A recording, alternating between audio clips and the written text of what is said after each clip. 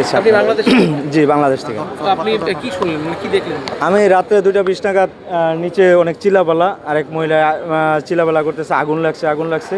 পরে আমি বুঝতেছি না আর কি, ভিতর থেকে অনেক চিল্লাপাল্লা শুনতেছি নিচে। পরে জানালাটা খুললাম, ওই যে আমি ওইখানে জানালা খুলে দেখি নিচে থেকে এখান থেকে ধোঁয়া বেরোচ্ছে। এই হোটেলেই ছিলেন? এই হোটেলে ছিলাম, হোটেল 11-এ, 4th ফ্লোরে ছিলাম আমি। আর থার্ড ফ্লোরে আগুন লেগেছে? 3rd ফ্লোরে, 3 তলায় আর আগুন হচ্ছে, 2 ফ্লোরে আর কি। আমি 5 তলায় ছিলাম, আর 4th ফ্লোরে আপনার আগুন লেগেছে 3 তলায়। পরে দিয়ে ধোঁয়া বেরোচ্ছে। পরে আমি হোটেলের সুপারভাইজার মানে যারা আছে, তারা 4 জন স্টাফ আছে। পরে ওনাদের রুমে গিয়ে ডাক দিলাম, আগুন লেগেছে। পরে ওনারা পরে কি বলেন, পরে দেখলো, পরে রুমটা খোলার পরে দরজা যখন খুলছে, প্রচণ্ড ধোঁয়া। এটা কি রুমের থেকে আগুন ছড়িয়েছিল? রুমে থেকে ওই পূর্ব পাশে সিঁড়ির পাশে আগুন লেগেছে আপনার, 3 তলায় সিঁড়ির পাশে আগুন লেগেছে। আর পরে আপনার নিচে আর যাওয়ার কোনো পরিস্থিতি নাই। মানে যে রুমে আগুন লেগেছে সেই রুমে লোকজন ছিল? এটা বলতে না, কিন্তু 3 তলা থেকে কেউ নিচেও আসে না, উপরেও কেউ যাইতে পারে না। 3 তলায় মারা গেছে সব। যা আমার হয়েছে দুর্ঘটনা 3 তলা, তার কিছু পরে যা দেখলাম আর কি, আপনার 3 তলা থেকে তো উপরে আর উঠে নাই। আমরা 4 তলার লোকে উপরে উঠছি, ছাদের উপরে আমরা 20-25 জন উঠছি। নিচের ওনারা নিচেও নামতে পারে নাই, নিচের যারা বলছে আর কি। পরে আমরা ছাদের উপরে চলে গেলাম, ফায়ার সার্ভিসের লোক আসলো। 1-1.5 ঘন্টা পরে ফায়ার সার্ভিসের লোক আমাদের ছাদের উপর থেকে নিচে নামাইলো। এত সময় লাগলো কেন? তো পাশের বিল্ডিং না, আমরা তো পাশের বিল্ডিং আগুন নিয়ন্ত্রণে আইনা তো ওনারা উপরে উঠবে, নাহলে তো তারা উপরে উঠতে হবে। আমরা তো ছাদের উপরে আমরা নিরাপদে ছিলাম। ছজনকে নিয়ে যাওয়া হয়েছে হাসপাতাল, তাদের অবস্থা কেমন? তাদের তো দেখি না, পিছনের তো তারা অ্যাম্বুলেন্সে নিয়ে গেছে, ওগুলা দেখতে পারি নাই। পিছনে অ্যাম্বুলেন্স ঢুকানো হয়েছে, পিছনে আরেকটা গেট আছে আপনার ওই পাশ দা ওই গেটে ওনারা অ্যাম্বুলেন্সে করে নিয়ে গেছে। কেমন দেখেন নিউ মার্কেটে? জি, আলহামদুলিল্লাহ ভালো, ফায়ার সার্ভিস ভালো, নাহলে আরো বড় ধরনের দুর্ঘটনা করতে পারতো।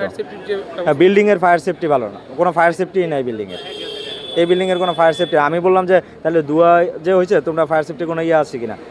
তারা কয় নাই, তাদের যে আছে সে দেখতে যে আছে।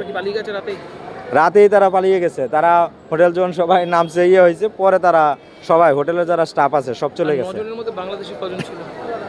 এইটা আমি সঠিক বলতে পারবো না, যে যারা মারা গেছে এটা বাংলাদেশে কজন ছিল আমি এটা বলতে পারবো না আর কি। কিন্তু ওই 3rd ফ্লোরে। আপনারা কোথা থেকে এসেছেন, কজন ছিল? আমি গাজীপুর, ঢাকার পাশেই গাজীপুরে আমরা 2 জন আর কি আছি।